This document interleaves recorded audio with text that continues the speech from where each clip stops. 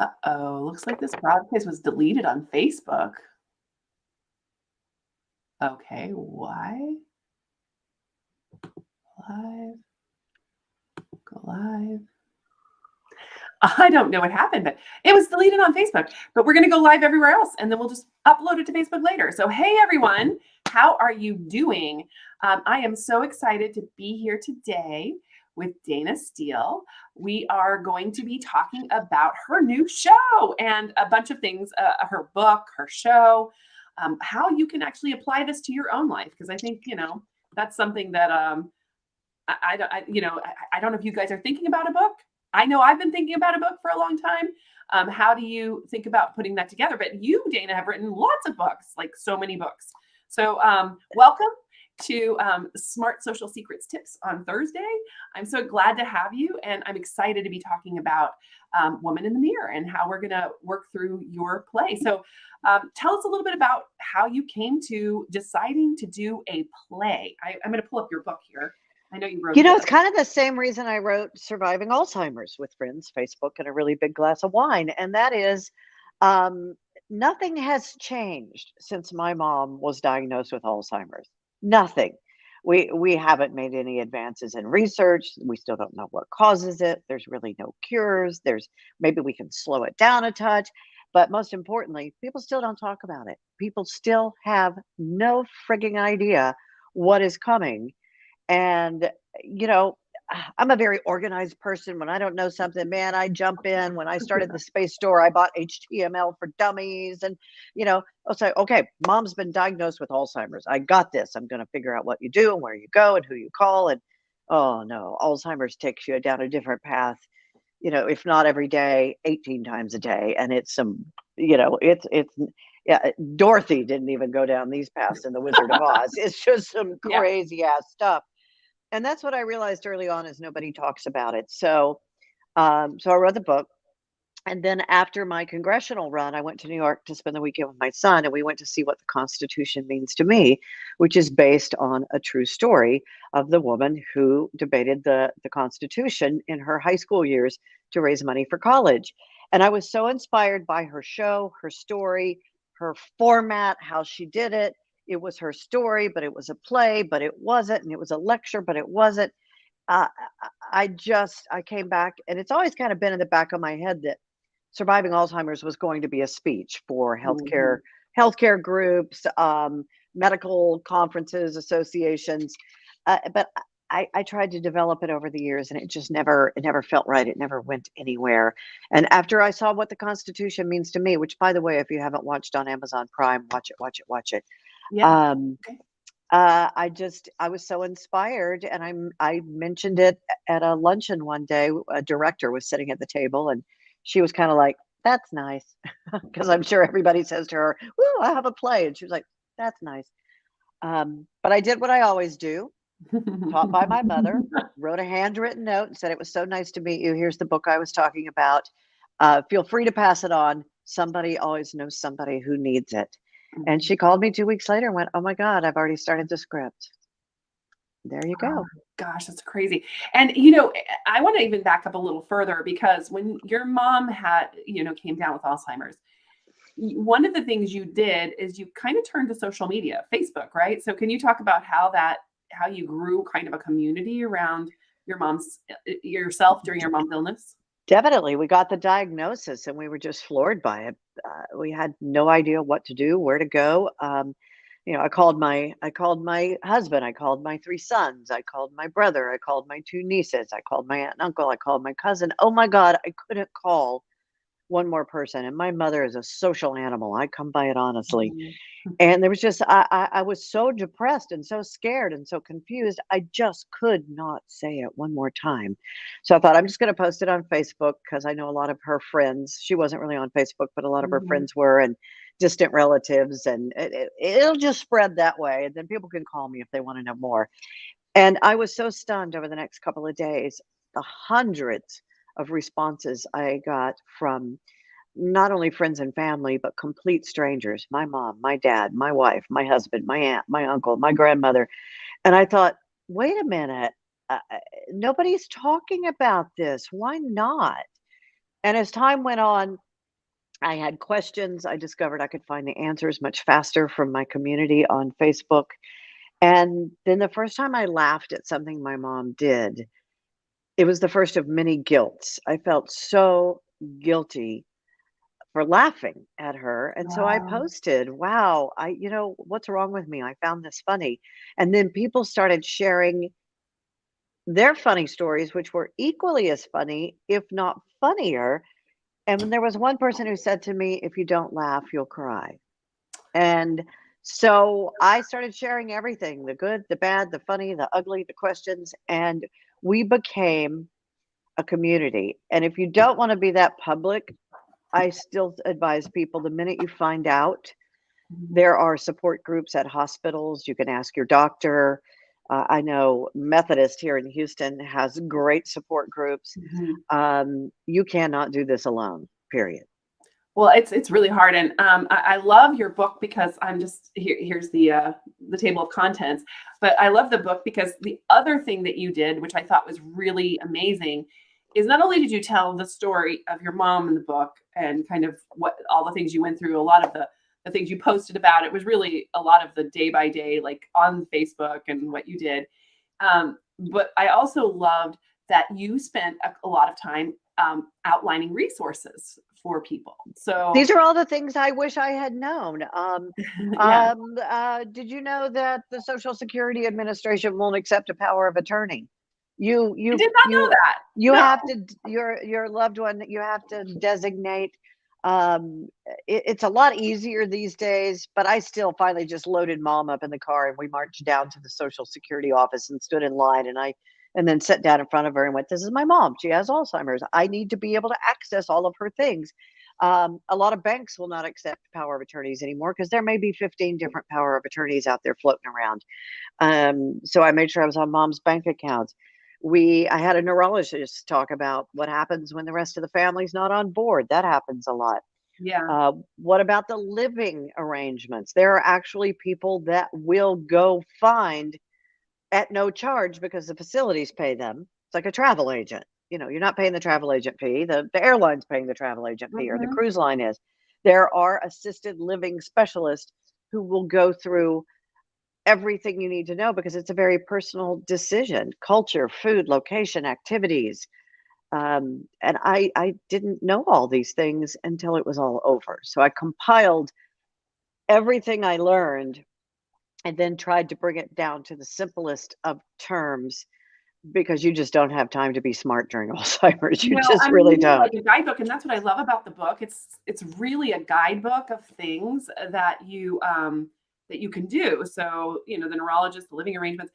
And the funny thing is that you don't need this until you actually need it. Like, so especially if you're a Oh, I caregiver to know. a parent, or I mean, you may not even know it's going to happen to you till it hits you in the head. Probably you won't know till it hits you. And boy, does it hit you in the head. It's just like, whoa.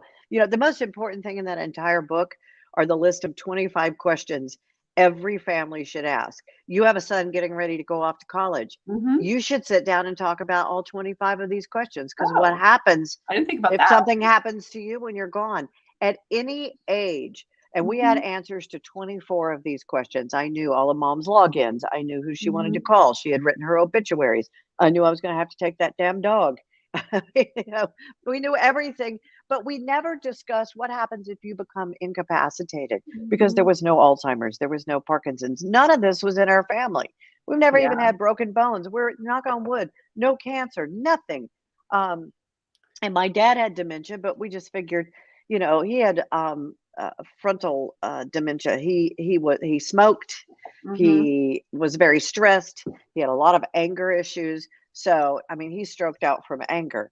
Oh, But that's I unfortunate. just, but we never discussed where she was going to live. She would joke every once in a while, "You're going to take care of me in my old age," which, by the way, is one of the most selfish things you can say. No, figure it out. Don't expect your family to give up everything. No. With Alzheimer's, you do. People have to quit jobs. They have to Clean out your sell house while things. you still can. Oh my God, we just added that to the play. Clean out your damn closet. Nobody wants your china. No. Nobody wants your shit. I only know that Nobody 'cause wants when your shit. my husband's father was, they were going into the nursing home. We went and helped them clean out their house, and it was insane. So Nick says it looks like a big book. It's not that big, guys. It's It's like not. actually really easy to digest. I just opened it up to the family talk questions here. They're just a couple of pages long, and that's on page 199. So, I mean, the whole book is less than around 200 Well, pages. and it's written in such a way, you'll see there's a lot of white space. What we Yeah, tried and to do pictures. is No pictures take, in here. Look at we that. took, yeah, and we Look at took the them. most, we took what we thought were the most important, the most poignant, the most interesting, the Yeah. most informative, the funniest post. And then you don't have to read all 300 comments.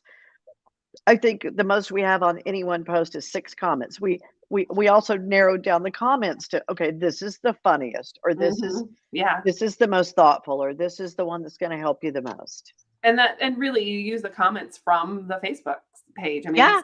that's real. I mean, the Facebook posts kind of wrote this book for you, which I thought was kind of cool. That's one of the things we're talking about today is repurposing content too. So you had a mission, I think, after you went through this. You didn't want anybody else to go through this. I get that feeling from you and everything you've done since then around this topic, because this isn't really your topic normally, right?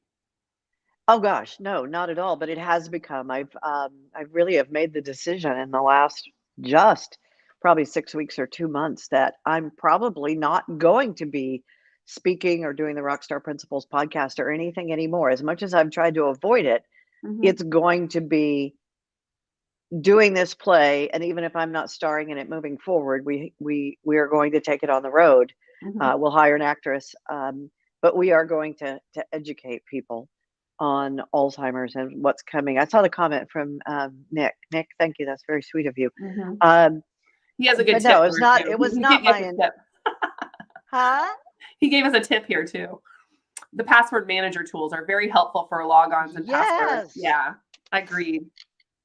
Fortunately, my mom was no longer on email. We gave her email, not realizing that she was probably already in the 2nd or 3rd stage of Alzheimer's. My mother was a smart cookie. She hid it really well. She had Post-it notes on everything.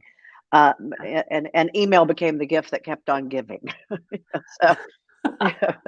But yeah, I mean, my sons, my 22-year-old and 25-year-old and 33-year-old, they have access to, right now, they have access to all of my passwords. They have the answers to all of those questions. Charlie and I sit and fill them out. In fact, we just updated them again. They have keys to the lockbox. They know everything. So, well, Scott Smith just joined. Hey, Scott. Hello from Oregon. He says, hi, how are you? Hope it's cooler there. Tell me Yep. how much better it is there. So good. So yeah, I mean, so the book came out, I don't know, it's been. Mom died. It was the 6th anniversary on Sunday, the day we started getting ready for rehearsals. I had no idea until somebody said, hey, thinking of you on the anniversary of your mom's death. And I was like, just hadn't even thought about it. So I take that as another sign from Mom that, yeah, do this play. Let's do this. Oh, that's what I was going to tell you is my mom was a busybody. She talked to everybody. Again, come by it honestly. But she loved to help people. She loved to do for others. So there are people that say I've been too honest, too crass, too public with everything. But the way I look at it is Fran Nicholson is helping others, and she would love it. And she would love being the center of attention again. She would be getting the biggest kick out of all of this. Yeah. So that's why I did not want my mother to die in vain. I did not want my mother to go quietly. She was not that kind of personality. So we're going to take the story to as many people as we can, because this is a love letter to caregivers. It is a message to caregivers. You are not alone. It is okay to ask for help. It is okay to not like your person you're caring for at sometimes. It's okay to say all of these things. And Rosalind Carter, the former First Lady, has the best quote. Everybody in this world will be at least one of 4 people. You used to be a caregiver, you are a caregiver, you will be a caregiver, or you will need a caregiver. That is an absolute. That's amazing. So you are, let's say it again. You've been a caregiver, you are a caregiver, you will be a caregiver or you will need a caregiver. You're going to be at least one of those people, if not all four at some point. Yeah, it's so good. So your Facebook post became a book, and now your book has become a play. The Woman in the Mirror. Crazy, called The Woman in the Mirror. It's opening next month in Houston at the Match Theater. Oh my God, in 2 weeks. I know. I'm 2 weeks. So, it's like 2 weeks from today, I think. I'm so excited for you. It's really crazy. But last year, it was actually supposed to go last year, right? It was supposed to go last year, and we had our deposit down on the theater. We were Mhm. all ready to go. We actually even thought about doing it early 2019, but we just weren't ready. We hadn't raised the money. It's, all whatever. It wasn't ready. So they gave us our deposit COVID. back, and then we put another deposit down, and then COVID hit. So we were like, just hang on to the deposit. And but we decided to start doing, because COVID was only going to be around for like what, a month? So we started doing some table reads, and I started recording them, and we turned them into a 10-episode video series on my YouTube channel, which is just Dayna Steele. And I learned about the table read process. You discover there's some continuity issues. You discover that falls flat. You discover you're missing something. So it's been a real learning process for me. I've shared doing this all of that with a lot of people, actually. Scott, Christine is, I just was about to talk about his wife, Christine. So I shared it with Christine because she is a caregiver. That's what she does. Dayna. So I told her, Saint Christine. Hi, Saint Christine. I told her all about you, but she does it for like work. Like she's the person that comes in. Yeah, she's the one you hire to help your mom, Right. To come in and work with them. So I wanted her to be here, and I wanted her to meet you because I think she's going to be doing some cool stuff around this too. So good connection. But that being said, how did it become a play? So you told me this story. Kind of explain how the script came to be. I've just always thought, like I said, I've just somewhere in the back of my head, I've tried to figure out how to do this as a speech at healthcare conferences. And it was only after I saw what the Constitution means to me again that I went, wow, I could, this could be a play. This could be a play. Yeah. And then I met this director, sent her the book as a thank you note. She started working on the play. She sent me the script. And I've just put together, and it became a collaborative effort. Marley was the assistant creative director at Theater Under the Stars here in Houston, went on to be the creative director of Queensbury here in Houston, classically trained in London, just an amazing woman. And we've worked together on this for I guess going on 2 years now. And then after I saw what the Constitution means to me, I thought, I like the thought of not making it so much a speech as making it a play, but bringing in a young actor who's never thought about Alzheimer's, who has never thought about caregiving, who doesn't know anything about Alzheimer's, to play off of me. And I dreamt what this actor should look like. It should be a young, tall, lanky young man. I was thinking an African-American man because the African-American community is really hit hard by Alzheimer's. Again, nobody talks about it. Everybody hides grandma or whatever away because it's so embarrassing. And I had a dream that there was this tall, lanky, young, just funny, kind of fluid, big afro, just a funny kid on stage with me. And oh my God, Marley sent me a bunch of headshots, and I just zeroed in on Chris King, who is from Houston, now living in New York and acting and waiting tables in New York. And we flew him back in, and he's living here with me now. I don't think he's up yet. When he's up, I'll grab him. You have him come by. I'll drag him over here if he gets up while we're doing this. But he knew nothing. I mean, I asked him at the end of the table reads, what'd you get out of this? You'll see this in the 10th episode. And he said, when I wait on older people now, I'm so much more patient, and I'm so much more kind, and I'm so much more aware why maybe the husband is ordering for the wife, or the wife is ordering for the husband. Yeah. He said, it always bothered me they did that. Now I know why they do it. Even though he's acting, he is also learning as we do this. And after each performance, we're going to do a talk back with me, with maybe somebody from the Alzheimer's Association, Mhm. a neurologist, an attorney, whatever, and Chris is going to facilitate that. But he approaches it from he approaches it from the other side. Yeah, You've got exactly. Alzheimer's, he's on this side, I'm on this side, and we're coming together to tell the story. I mean, that's just really powerful to me. I really enjoyed the YouTube table reads. I've watched them. I've sent them out to a lot of people to watch them too. Um, what you've done with this, it kind of reminds me of another Houstonian. I actually pulled her book off my shelf too because it kind of reminds me of this.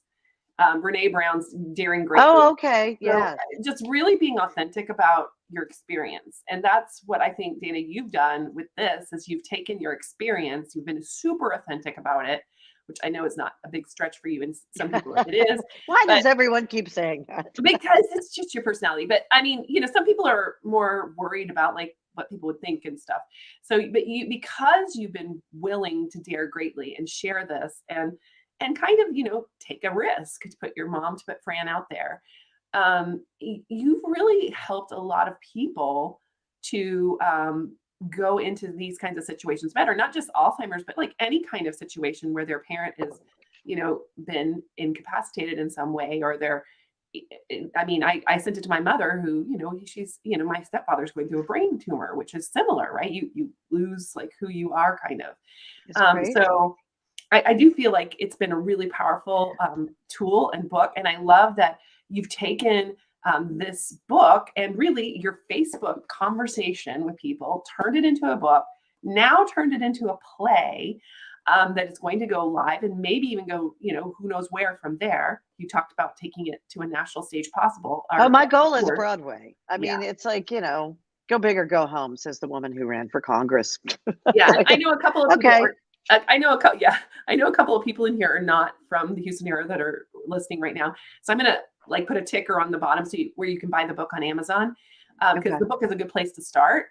But I'm excited about that idea of you taking this even further. Taking this to a bigger audience. But I'm very excited about next month. So we need to get those tickets sold. So we're going to talk about that here. Yes, we do. I need a few butts in a seat so I have somebody to talk to. We're doing it at Match at the Midtown Arts and Theater Center, Houston. That is the world premiere. So for anyone who's bought tickets, thank you so much. If you're thinking about buying tickets, I love you. Just think of it as 12 previews because no, I'm not an actress. I'm not an actor. I've never been good at memorization. So this is one of the most frightening things I have ever. This is more frightening than Alzheimer's. I'm telling you. I said daring greatly. Yes. Yeah. But I'm putting myself out there and I'm learning a new process. And you know what? It's also challenging my brain, which you need to do that as we get older. I was telling you that my neurologist brother-in-law once said, I was like, well, I do Sudoku all the time. And he's like, and do you win all the time? I said, yeah. He's like, then you're not challenging your brain. You want to keep challenging your brain to stave off Alzheimer's as long as you can. Yeah. And this is definitely, for me, a huge stretch. But, not a day goes by that somebody somewhere doesn't call me or post or ask or text. I got a call the other day from a girlfriend going, I'm in tears. Can I have 5 minutes of your time? My dad thinks he's surrounded by robots in his facility and that I'm one now and I'm in on it and we're all trying to kill him. What do I do? This is the kind of stuff that people call me and go, oh my God, what do I do? So when you say, why do you do this? Why am I putting myself out there? A, to challenge myself, and B, because people need to hear it and see it. Yeah. And I know, I mean, one of the things that really, one of your stories, I've heard many stories at this point about your mom and things that happened, but there was a point where your mom didn't think you were Dayna anymore. She remembered the younger. Early on, right? Yeah. Early on. I mean, at one point she would put Post-it notes everywhere. I need toothpaste, whatever she was obsessed with at that point. And I walked in and there were notes all over her room that said, kill my daughter. And I literally picked them all up, put them in my pocket and didn't tell my husband or my sons for a couple of days. I didn't post about it. I didn't do anything. And finally I thought I have to talk about it. But but yeah, I'm Dayna, but I'm not Dayna. Which Dayna is she looking for? Mhm. Um, yeah, she's mad at me, but she's not mad at me. Yeah, it's a crazy ass disease. I keep repeating that phrase, crazy ass disease. And you just can't take it all. You just can't take it personally, though I will till the day I die. Mhm. Was she happy? Did she know? That's always my question. Did she know I was doing the best I can? And that's one of the things that I think I'm learning from this experience is yes, I did. That you care as much as you can care, you give Mhm. as much as you give, and whatever you're doing is the best you can do. And quit beating yourself up on it. Yeah, no, it's so good. So true. So yeah, Scott, we are live on Amazon right now. Ha. So hi, my Amazon audience. If you're there, I am so excited to be here with Dayna talking about her book and her upcoming play, Surviving Alzheimer's and Woman in the Mirror. And one of the things I do want to ask the audience is if you have a social media account, if you're in Houston, we want you to buy a ticket and come, right? We want you to come to Right. the play. The If you're not in woman in Houston, the mirror play.com. And I know you have links to everything, but that's the easiest way to remember it is just what the do you have? woman in the mirror play.com. The woman in the mirror play. You have to add the word play on Okay. the URL. That's where you can find tickets. Okay, I didn't know that. I'm going to put that in right now as a banner. Woman in the Mirror Yeah, Play. the woman in the mirror play.com. .com. I'm going to make sure I've got this straight. And then if you also, when you post about it, if you can also use the hashtag Woman in the Mirror Play, we will. I have some tickets to give away. I actually bought some extra tickets on Friday, the 12th of November. So I am Everybody buy extra tickets. I love happy to do that. that. But I'm happy to support Dayna in any way because yeah, she's a good friend, and we've helped each other over the years, so it's really great.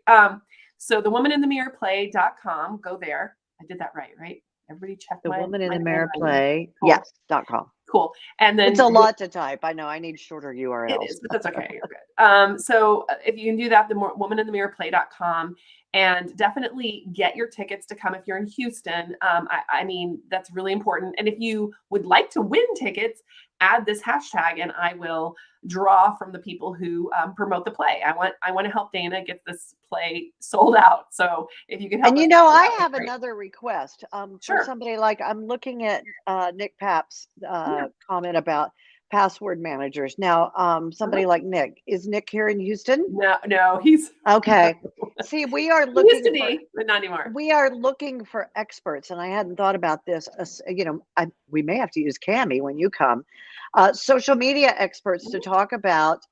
Um, does somebody have access to your accounts? Like I have. Yeah. What do they call it? A legacy. I call For it the dead Facebook. person. I call it the dead person Yes. contact on Facebook. But Yes, yeah, I do have a dead person contact on Facebook. yeah, Yes, I and have my that. middle son is my legacy. Mhm. Because my youngest, my oldest, and my husband aren't on social media. So Yeah. my middle son 2.0 is my legacy contact. A lot of people don't even know you can designate somebody like Yes. that. I've actually done that myself. I like Nick's comment because that is somebody that we should have in the talk back. So I may have you the night you come, ask Sure, it's the if 13th. there's I'm an happy to extra do it. seat up there to come up there and talk about what do you do with your loved one's social media accounts when all this starts to happen? Yeah. That was not something we had to deal with when mom had Alzheimer's. But Mhm. if I ever did an update to the book, that's a good thing to. Well, I guess I have it in the We family need to questions, invite but Brene Brown to come. we should. You should reach out to her because you were a congressional candidate. You should reach out to her and invite her and give her make her a VIP one night and ask her. That would be great. Yeah, you should do that. All right, you make that introduction between us, and we will get that done. We'll work it out. I don't know her personally any more than you do, but I think we can make that happen somehow. I think we could. Um, but anyway, so that's the key, is that I love that you've taken this thing that you're very passionate about because it happened to you. It's an experience you had in a community. You've turned it into this book and this play, and I just think that I want people in this. I mean, people say, "Oh, great, Dayna, yay!" But how can other people kind of take the example you're making right now and use what's in their head, what they're passionate about, to do the same thing. I'm texting my little co-star right now, asking him if he's awake on the other side of the apartment. I'm Oh like, yeah, that'd be cool. come say hi. Come say hi to the There. live stream. Yeah, Yeah, I we're haven't just seen having him fun. yet. He's like, I haven't done coffee yet. Here's some. He's so great. He's like, I think he's like 6'2", 6'3", and then he's got that, then he's got the afro going. So we look like Mutt and Jeff. I mean, so, and we take turns playing the role of mom in certain conversations, which is a lot of fun. Yeah. And boy, does my Texas accent come out when I take on the role of mom. So you really get into it, eh? So I tell me do. how people can do this. How can they take what they're passionate about? Because you're kind of a queen at this. So I mean, I'm going to be honest. That's one of the reasons I wanted to have you on too, is because I feel like there's something to be learned from you. Because the people who watch this live stream are passionate entrepreneurs that have amazing things that they're doing. So what advice would you give if they have a passion like this? We all have this little voice in the back of our head saying, this would make a great TV script, or this would make a great this, or and then we go, oh no, that's stupid, that's crazy. Stop ignoring your crazy little voice there in the back of your head. Just do it. Everybody has got a book, a play, a movie, a script, a TV series, an idea for a speech, something. It may be in the back of your head. It may be sitting up on a shelf in your closet. It may be some notes you made and then just tucked away. Bring them out. If COVID has taught us anything, life is short. Lord knows what's going to happen next. Just do it. One of the most important lessons I learned during COVID is nobody cares what your hair looks like. So we all need to quit worrying about what people think. For the longest time, we're like, oh, we can't work at home, or, oh, nobody can know there's a kid in the background. Now we're disappointed if a kid doesn't go across the screen, or a cat doesn't walk across in front of nobody cares. Just do it. Unless it involves broken bones and arterial bleeding, no one's going to die. Just if I blow my lines in the middle of this show, I am going to turn red. I'm going to panic. I'm going to have a momentary heart attack. And then I'm just going to look at the audience and go, that's why we call it previews. And you know who I learned that line from? I went to one of the first performances on Broadway of Spamalot with David Hyde Pierce and who else? It was just this incredible cast. And somebody blew their lines. And that's when David Hyde Pierce turned to the audience and went, and that's why they call it previews. So yes, I am going to forget a line, and either somebody off stage, the stage manager, Kaylee Sarton, my wonderful stage manager, is going to have to throw me my line, or Chris is going to have to save my ass. But you know what? No one's going to die. And then we're just going to go on with the show. Just do it. Do it. Whatever your crazy idea is, at least start making notes. I had this crazy idea to start a website to sell NASA products because nobody was doing it. So I would just, every time I would have an idea, I'd think, well, I want to sell that ice cream, or I want to sell. I just made notes. I love notebooks. Even in this day of technology, I carry a notebook with me, and I make notes about whatever my next project is. My next project is to produce the revival of a major American musical on Broadway, and I can't announce it until January. So I'm making notes of people that can write me a check for $25,000 without batting an eye. Yeah. And that's what I'm going to do next, is call them and go, would you like to be an investor in this musical? And you've done, let's just be clear.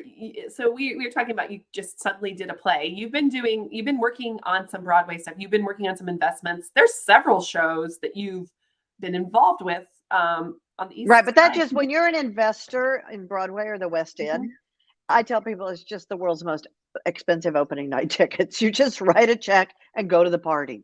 Yeah. And then if you need tickets to anything, like, hey, I want to come see Six, you have a pipeline to buy really the best seats at last minute. So that's really all you get as an investor. But it's been fun. Oh, wait, come here. He, Oh, he good, can't good, he good, can't good. hear you because I have on my AirPods. That's But okay. here, Just just come wave in here. And hi. there's How are Chris. you? There's Chris. Hello. Hi, Chris. So this is Cammie, and Okay. just say and just real quick, Mhm. what are you getting out of this show? Oh, I am getting so much. I feel like You're I'm getting talking to an AirPod. I'm getting so much like just information and so much insight on something I did think about. And as my parents and family is getting older, it's important to like think about these things and make plans and so it's really cool to like hear like a different insight from somebody who went through it. Your mom and you and your family, and to be able to also have more compassion for like the elderly and for people who, you know, early onset dementia and Alzheimer's, and it just And we're opened. having fun with it. Yes, yes, and it's also just like opening my heart to just more things in And we're life. becoming so much closer. I worried about us, Hmm. rehearsing together and living together and acting together, and no, we're having a lot of fun with it. So look, Yes. I think Joey even made a debut here. Oh, I Joey's saw coming to that. Yeah, a little bit. Joey's coming Or, to get in on it too. Come here, Joe. come here, Joey. Come here. Come here. Let's see No, all the fun. Joey's like, no, not doing it. Not All having right, it. go get your oatmeal. Go get your oatmeal. One of the things we've started to do is add a lot more physical comedy to it, which is again not me. And I tell people I'm not an actor, but I'm having fun with it. I'm having fun as he'll walk past and hand me the glasses, and I'll put on the glasses and become mom, or he'll walk past and hand me a glass of wine, and I'll down and I'm not really drinking Oh, wine. show us your flag. I would be so drunk at the end of the show. This glass holds an entire bottle. We even tested it on the NBC affiliate. Reporter Lauren Kelly and I tested this the other morning on Houston Live, and it does hold an entire bottle of Are you going to just wine. drink tea or water? Yeah, like tea. I'll be drinking wine after the show. But you have to go to the bathroom if you drink too much tea. actually, there's a scene in the middle where that's based on a real thing that happened, where Charlie asked me if I was going to go see my mom, and I lit into him. I had a meltdown, and so that's when I leave the stage, and Chris takes over, and he's got a really cute PowerPoint that he does for the audience. Because he plays the role of best friend, wine pourer, stage manager, voice of reason. I mean, he plays all these different roles. So he's got hats and costumes and things that he does. But that's when I leave the stage. And so now, I've broken the whatever the fifth wall, whatever they call it, third wall, whatever Third the wall. damn wall is, Third wall. whatever the damn wall is. It's the third wall. That's when I go change clothes and go to the potty so that I can come back and Potty! finish the show, because I'm drinking so much water at the beginning. Show us your pillow. Oh, I actually have the real pillow that I bought years ago that used to piss my mother off. So if it's not one thing, it's your mother. And so we'll have those for sale. And then we have these great insulated wine tumblers. And this is a 9-ounce pour, I think, or it may even be a 12-ounce. It's not a 6-ounce. Well, you can just put coffee or something in it too if you're not a wine. Well, we have coffee mugs too. So Yeah, we okay, have coffee cool. mugs also. So, and we are working with the TABC and the theater to see if we can pour free wine after each show. So if you've bought a wine tumbler, you get free wine. Well, that's a plus. I love what Nicholas says. It's great you don't let the fear of failure stop you. Everyone has to fail before they can succeed. Well, it's taken me 62 years to figure that out, but the more things, that's all the media I've been doing for this show. Everybody brings up the fact that I've tried so many new things. And I just keep explaining, the more I do, whether I succeed or fail, I realize again, nobody died. No. So, and you just pick yourself up and go. I knew I could not win my congressional race. Okay. Well, you were in a district where you couldn't win. That's truth. Yeah. 13th reddest district in the country, running as a Democrat. I knew I could not win. It was just entirely too gerrymandered. But that wasn't the point. The point was, this is a democracy, and we are supposed to have anybody's supposed to be able to run. And no Democrat was going to run again for like the second or third time. And I was like, oh, hell no. Somebody's got to step up and go do it. So sometimes, will this play be a hit? I don't know. Will we sell out? I don't know. I started freaking out the other day over sponsors, and I need more sponsors, and I need ads for the program, and I need more donations, and I need more investors. And my son, who is a stage manager in New York, said, "Stop it. You are making a show. You are doing something that you have thought about." He said, "Quit worrying about selling seats." He goes, "I don't care if there's one person in the audience. All you need to worry about right now is just make it and honor Mimi the best way you can. Just make the show. And when it's all over and you do take it to another theater, then you worry about selling tickets. This is not the time to worry, but do buy a ticket. This is not the time to." Well, I like what Scott says. It's like, stepping into that uncomfort zone is so important. Terrifying. But when it actually started to click in rehearsals yesterday, I was kind of proud of myself. You should be. And then we did another 10 pages and I freaked out again.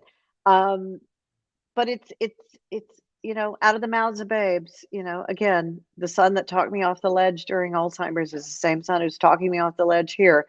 And that is, just make it. Just do it and see what happens. Just do it. So that's what I'm doing. So if anybody has any questions, feel free to put them in the chat. We're just talking and chatting. Feel free. I've been pulling you in as I could, as you've said things.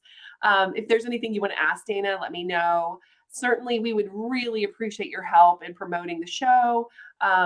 Certainly, if you do the hashtag again so that people know. Yeah. I'll pull the hashtag. And as I do that, I'm going to also say buy the book, because they can win tickets. They can win tickets if they use the hashtag. That's correct. If you want to come to the show, hey, even if you want to fly in, I can get you some free tickets for the 12th of November.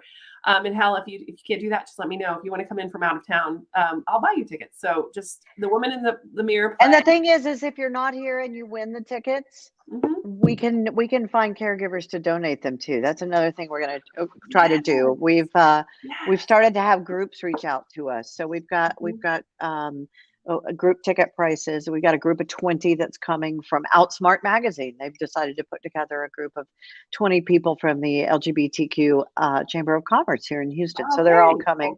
So if you have a group or you have a caregiver facility that you would like to take care of, we have people that are offering. My neurologist brother-in-law in Naples, Florida, he and his wife have offered to fund a group of caregivers. So you can just reach out to me, DaynaSteele.com, or Cami, and she can send it to me.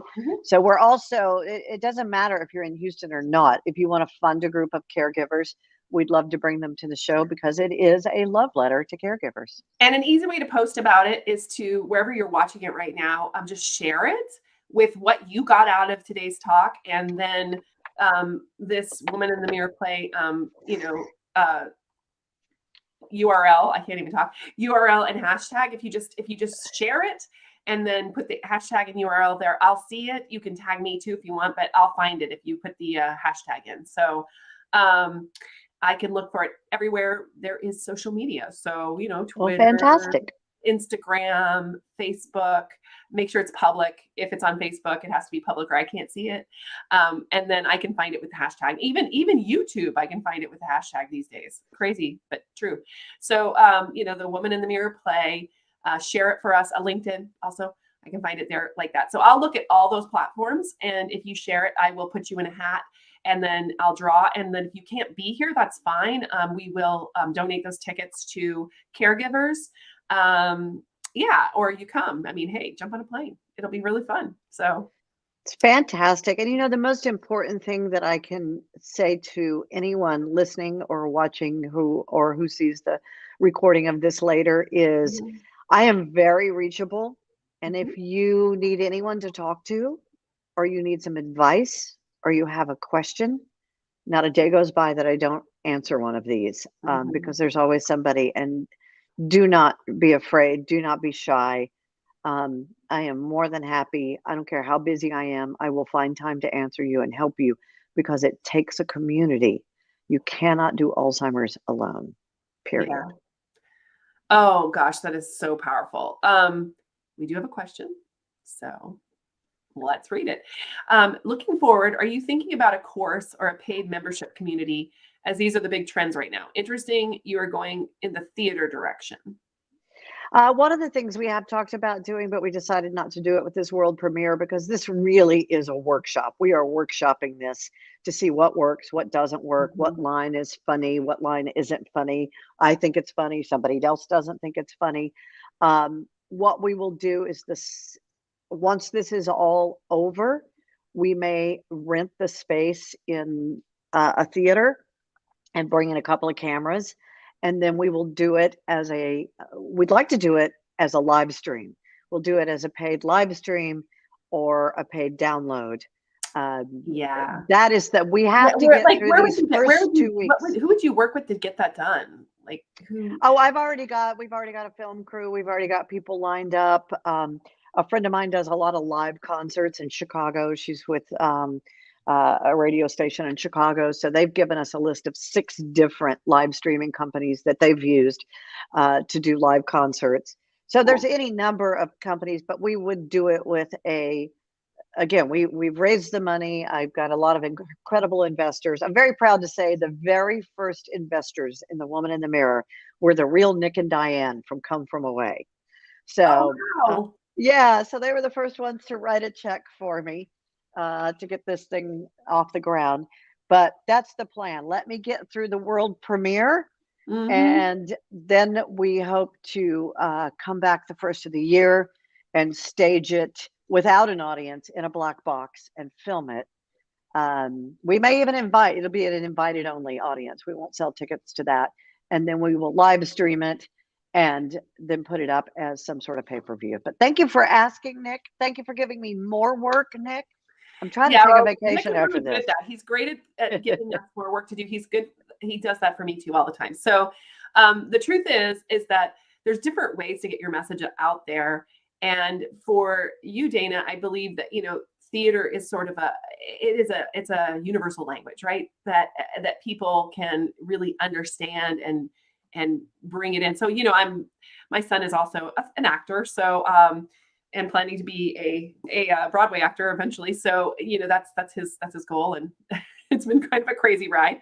And in my crazy world, he's probably going to end up in my show. So, there you go. Will. I mean, he just someday.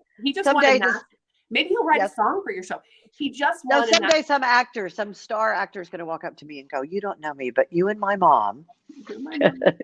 But he just won a national songwriting competition for musical theater. So you could probably get him to write a song for your show. Anyway.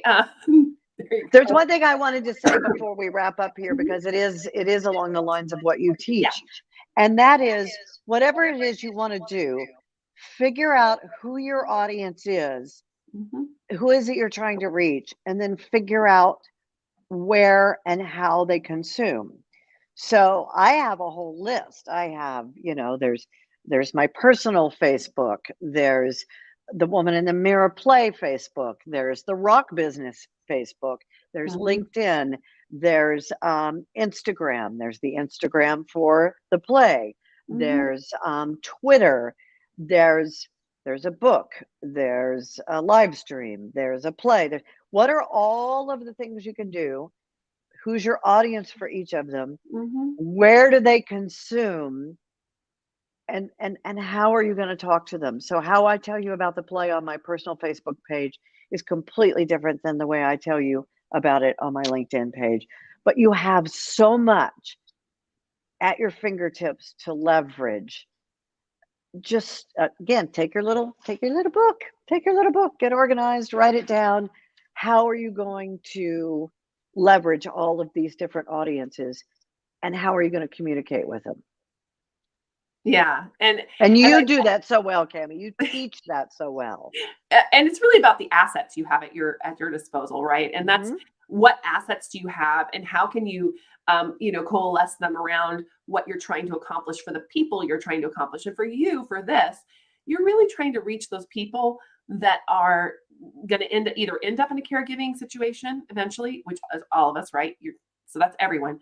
But even people that are right now. So like the ones that are in it. So I love the idea of pay-per-view, because if you're in that situation, it's hard to go to the actual theater and leave your caregiving person. You can't do it. like really at that point in time. So I think the ones you catch in the theater are the ones that go, oh, you're making me think of this differently. I need to do something now before it's too Right. late. And that's the way, because Chris's monologue in the middle when I leave the stage is all the things that you can do for caregivers. I'm talking Yeah. about what what happens and what you can do for, what the patient and the crazy ass Mhm. stuff that happens. But he talks about the caregiver needs a caregiver. So Mhm. I'm going to have to run because I Us actually have too. You another got to learn interview on lines. this. Yes, I and do. Tamara says she'd love to see this play. We would love for you to see it too. You can go there and buy tickets below, but before you do that, you can also, post about it. And I'm going to pick somebody that posts about it and tells people how to buy tickets and where to go and what they got out of today's live stream. And I will give you tickets for the 12th of November. I have 3 of them to give away. So, And please contact me if you would like to host a large group, or if you would like to buy a large block of tickets and donate it, and then we will find we're going to some of the biggest care facilities here in Houston, and we want to take care of their employees because they are the saints of this business. Yay, cool. And thank you, Tamara, for posting. So, guys, we got to let Dayna go because she's on a time crunch to get this show on the road. Yes, I appreciate am. you taking a little bit of time out of your schedule today to talk to us. And thank you guys for being such an attentive audience and interacting with us. I love that when you do that. So thank you so much. And we'll see you soon. Take care. Bye. All right.